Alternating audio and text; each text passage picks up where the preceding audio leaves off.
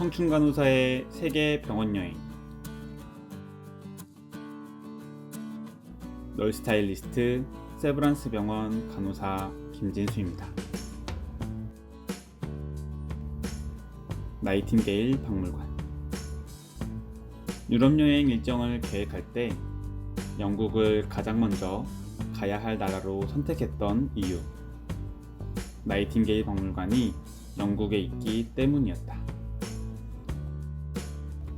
나이팅게일 박물관은 마치 뭔가에 홀린 듯 내가 간호사로 일하면서 꼭 한 번은 들려야 할 것 같은 그런 곳이었다. 소풍을 가기 전날 설레는 마음처럼 태어나서 처음으로 설레는 마음으로 다가오는 박물관이었다. 박물관은 지리적으로도 너무 좋은 곳에 위치해 있다.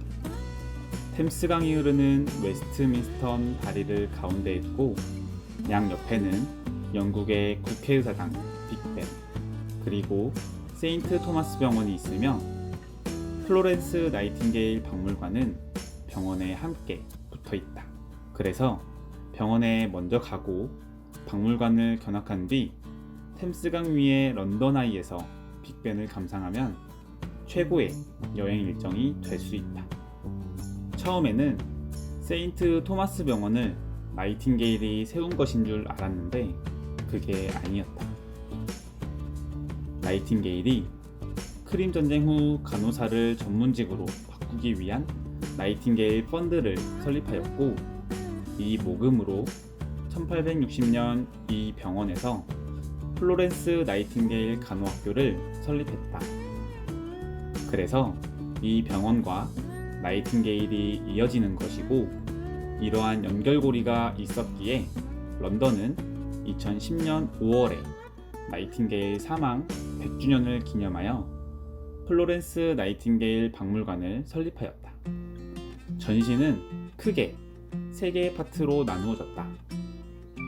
간호사가 되기 전 나이팅게일의 성장 배경부터 시작해서 크림 전쟁 중 간호를 했던 활동, 마지막으로 전쟁 후 간호사의 역량을 키우기 위한 활동들로 이루어진다. 전시물로는 나이팅게일이 입었던 옷과 직접 간호하면서 작성했던 친필 간호일지, 환자 치료에 사용했던 의약품들이 있다. 무엇보다도 인상 깊었던 것이 등불이었다. 나이팅게일을 흔히 백의의 천사 또는 등불을 든 여인이라고 부르곤 한다. 백의의 천사는 희생, 봉사하는 간호사를 빗대어 천사라 부른다고 간략하게나마 의미를 알고 있었지만, 등불은 왜 의아해하는 사람들이 있을 것이다.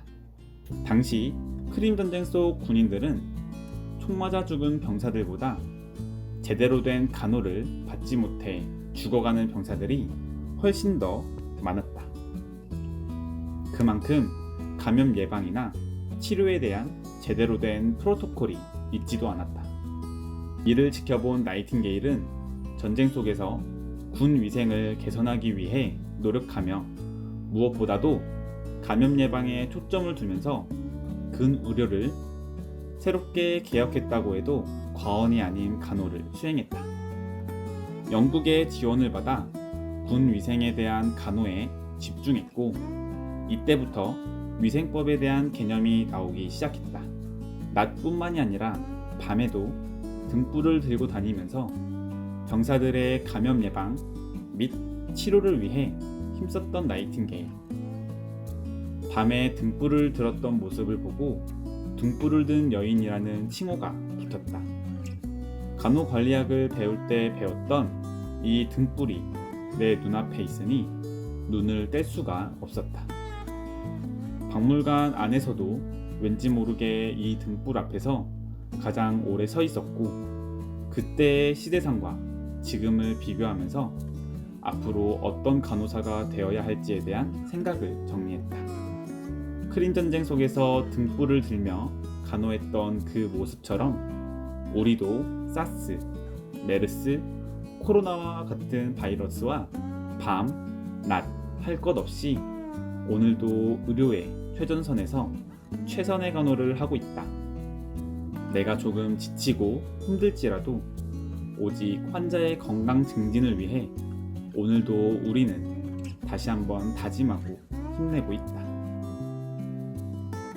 오늘도 나이팅하고 앞으로 나이팅할 많은 간호사들을 위해 모두에게 힘내라는 말을 전하고 싶다. 오늘도 나이팅!